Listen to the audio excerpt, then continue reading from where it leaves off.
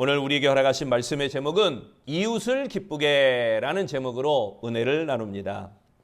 1년 중에 이웃 돕기를 가장 많이 하는 계절은 겨울입니다. 겨울이 되면 날씨가 점점 추워지고 우리들 주위에는 따뜻한 정을 기다리는 이웃들을 생각나게 하기 때문입니다.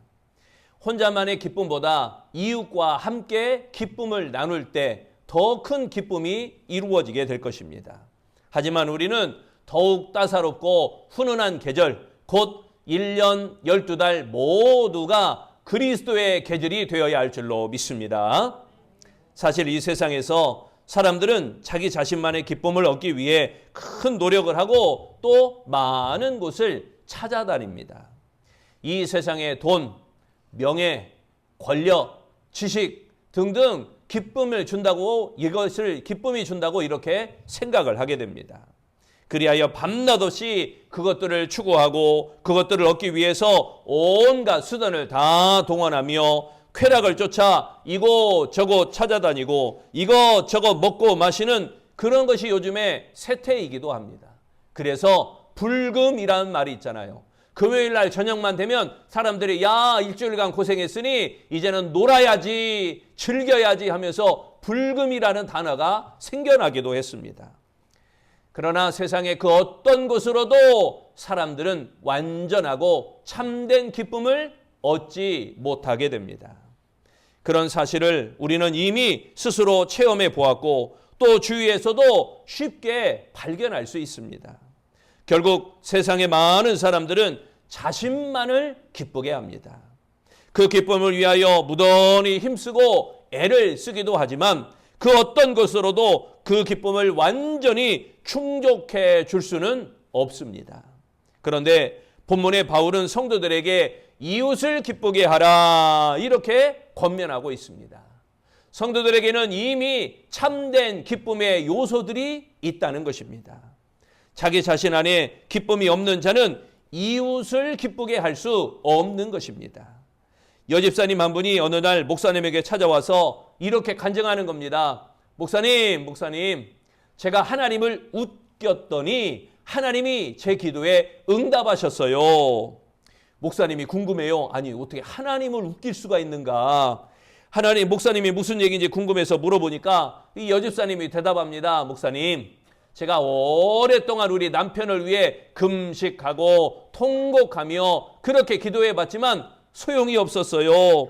오히려 남편은 교회에 나올 생각은 전혀 하지 않고 요지부동이었어요.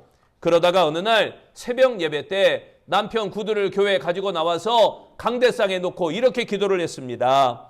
하나님, 구두가 먼저 나왔사오니 주인도 이 구두 따라 나오게 하여 주시옵소서. 제가 하나님 생각하기에도 너무 우스워서 한참을 웃었어요. 그래서 그날 다른 기도를 하나도 못하고 실컷 하나님과 웃다가 집에 돌아갔어요. 그런데 다음 주일날 남편이 갑자기 저를 따라 교회에 간다고 하지 않겠습니까? 그러더니 요즘 계속 교회에 잘 나오고 있답니다. 제가 하나님을 한번 웃겼더니 제 소원이 이루어졌습니다.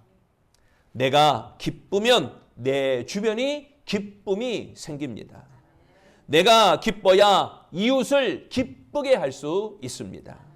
구원의 기쁨, 응답의 기쁨, 축복의 기쁨이 있는 우리 아름다운 성도 되시기를 축원합니다. 그렇다면 우리가 이웃을 기쁘게 할 수 있는 것은 무엇인가? 첫째, 말씀으로 이웃을 기쁘게 할 수 있습니다. 세상 사람들은 영원한 생명과 진리를 찾기 위해 부단히도 노력해 왔습니다. 그것이 궁극적인 기쁨과 만족을 주기 때문인 것입니다. 그러나 이제 세상에서 영원한 생명과 진리를 발견하고 진정한 기쁨을 얻기는 참으로 어렵고 어렵습니다. 하지만 그리스도를 믿는 성도들은 이미 그 영원한 생명과 진리를 찾았습니다. 그것은 바로 영원히 변치 않는 하나님의 말씀을 통해서 그 기쁨과 그 생명과 그 진리를 찾은 것입니다. 하나님의 말씀이야말로 죄로 인해 죽을 수밖에 없는 인간들을 다시 살리신 것입니다. 하나님의 말씀은 영원한 생명을 얻게 하는 길이요 빛이 되어주시며 우리에게 참된 만족과 기쁨을 주는 유일한 진리가 되어주십니다.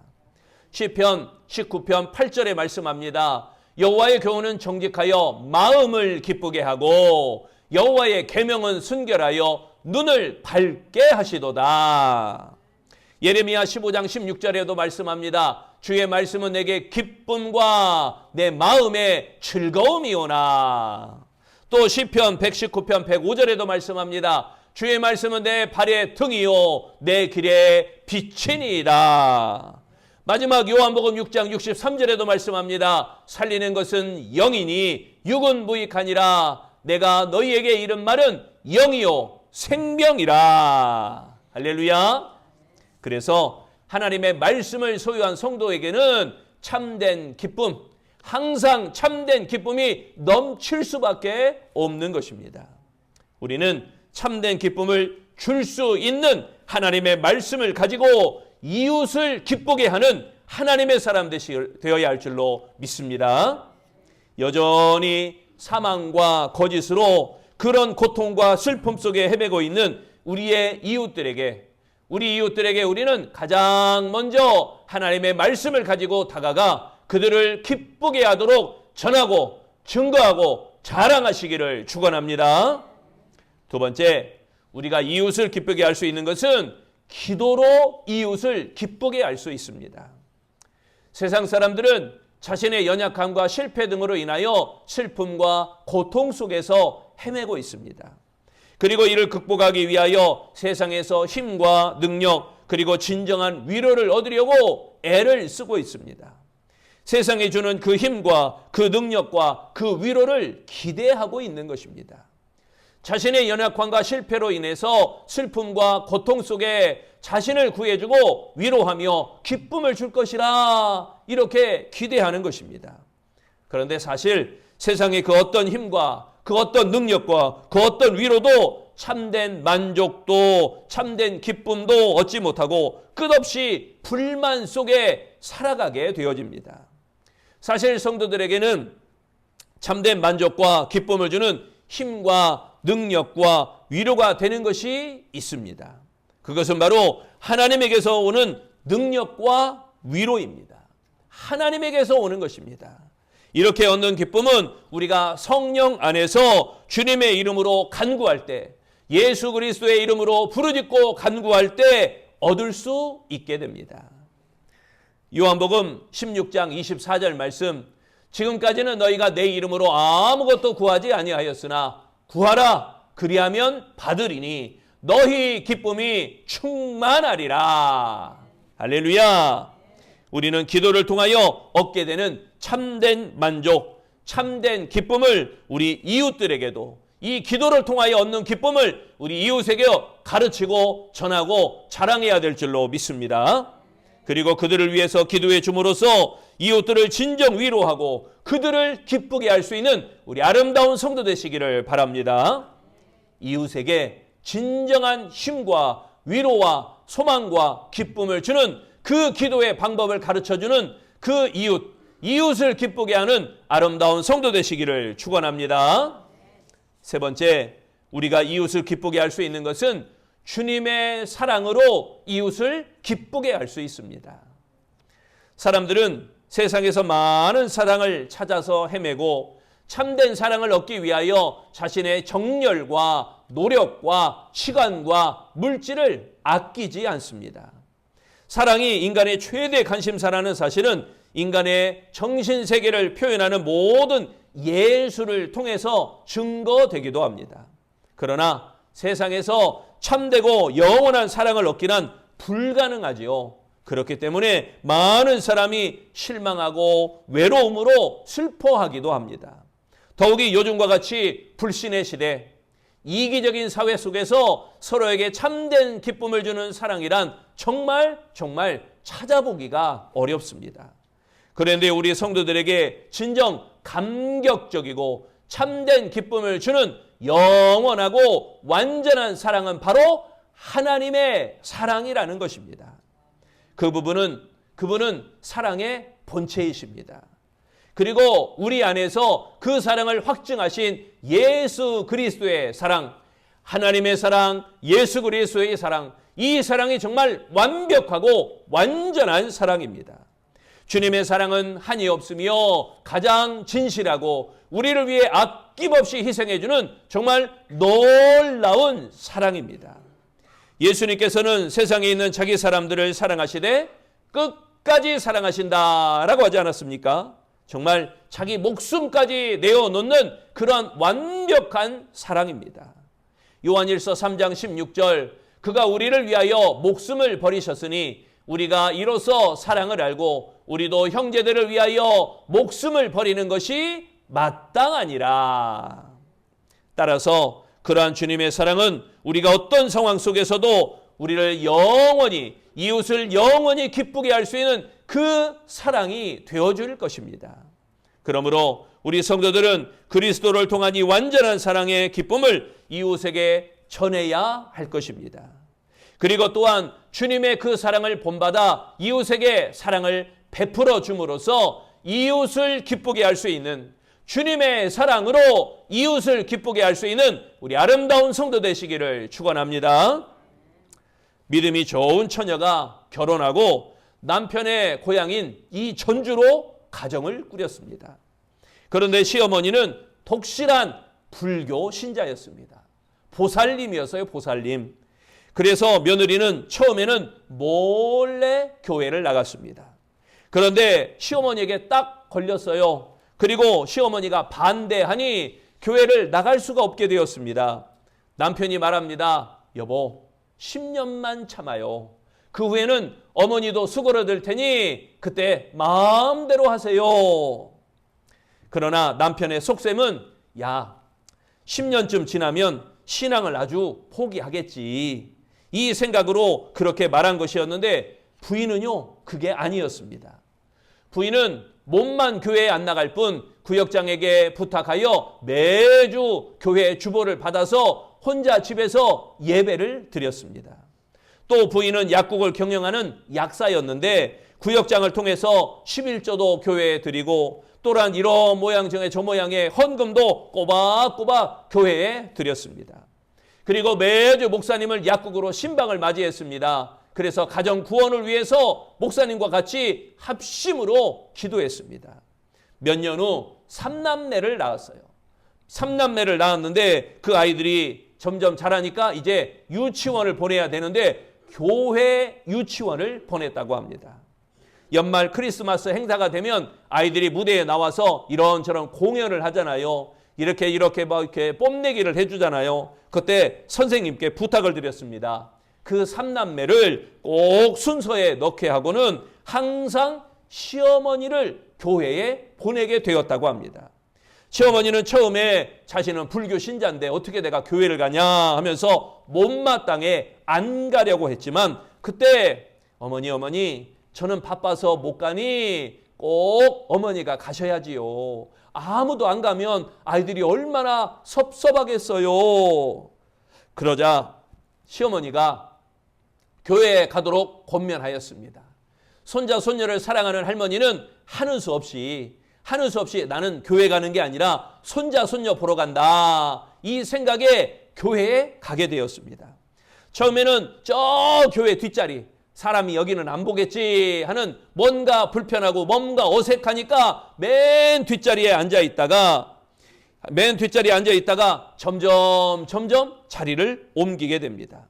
그래서 손자 손녀의 재롱에 점점 앞으로 한 자리 나오더니 박수를 치고 얼굴이 활짝 웃어요. 손자가 셋이나 되니까 하나하나 점점 다른 놈이, 하나는 손자가 하나는 손녀가 나올 때마다 하나씩 앞으로 나오더니 언제 어떻게든가 맨 앞자리에 앉아가지고 박수를 치면서 너무나 기뻐하고 야단이었던 것입니다. 그러는 동안 긴 세월이 흘러서 어느덧 그 남편이 말한 10년이라는 세월이 지나갔습니다. 그래서 부인은 남편에게 정색하며 물었습니다. 여보, 오늘이 무슨 날인지 아십니까? 오늘? 결혼기념일? 아니면 당신 생일? 오늘이 바로 당신이 약속한 10년째 되는 날이에요. 그러니 이제 허락하세요. 이제는 교회에 나가겠어요. 그동안 나는 혼자 집에서 예배드리며 신앙생활을 열심히 했어요. 남편이 깜짝 놀랐습니다. 10년 동안 신앙생활을 안 했으니 다 잊어버린 줄 알았는데 그게 아니었구나 하며 감동하였다고 합니다. 그런데 문제는 자기 어머니예요, 어머니. 이 부인의 시어머니, 자기에게는 어머니. 남편은 어머니 방에 가서 이런저런 자초지종을 얘기하며 어떻게 해야겠느냐고 어머니에게 물었습니다. 그랬더니 시어머니가 무릎을 탁 치면서 다음과 같이 말했다는 것입니다. 아들아, 며느리 한 사람이 이렇게 예수 믿었는데도 이렇게 부자가 되고 집안이 잘 되었다. 그런데 이왕이면 우리 식구 다 예수 믿고 더 부자 되어 잘 살아보자.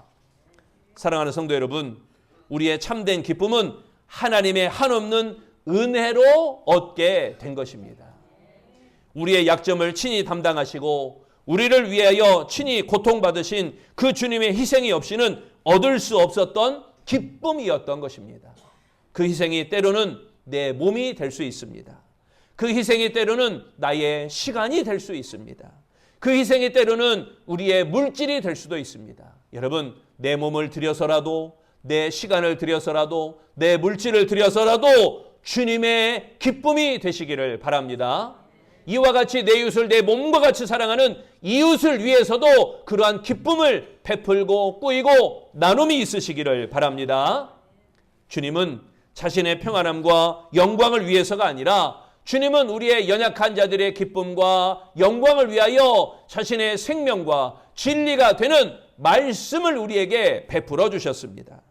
그리고 지금까지도 기도와 사랑을 언제나 베풀어 주고 계시는 것입니다. 주님의 제자된 우리 아름다운 성도들, 우리들 역시 주님의 뜻을 본받아 자신의 기쁨을 위하기보다는 이웃을 기쁘게 하려고 더욱 힘쓰고 애쓰고 열심을 내야 할 줄로 믿습니다.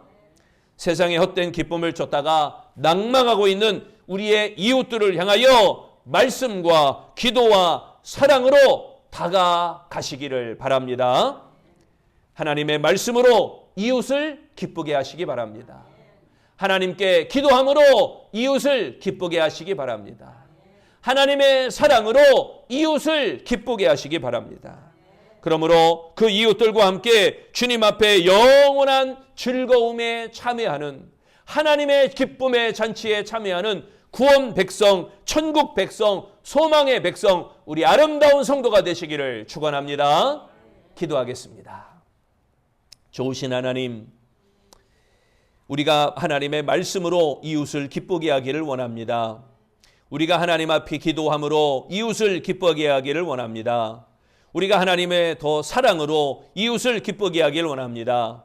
하나님의 생명 말씀 전하고 증거하고 자랑하는 자가 되게 하시며 기도함으로 우리에게 소망이 있고 새 힘을 공급받음을 전하고 증거하고 증명하게 하시며 그 주의 사랑, 십자가의 사랑, 생명의 사랑, 축복의 사랑, 능력의 사랑을 전하고 증거하고 자랑함으로 말미암아 그 기쁨을 아름답게 전할 만한 복된 그리스도인들이 되게 하여 주시옵소서. 나를 위하여 십자가 못 박혀 돌아가시고 그 보혈의 피로 씻음 받아 이 땅의 죄악된 삶을 모두 청산하고 천국의 소망의 삶, 천국의 기쁨의 삶, 천국의 아름다운 삶을 살기를 소망하는 모든 구원 백성이 날마다 더해지기를 예수님의 이름으로 기도합니다. 아멘.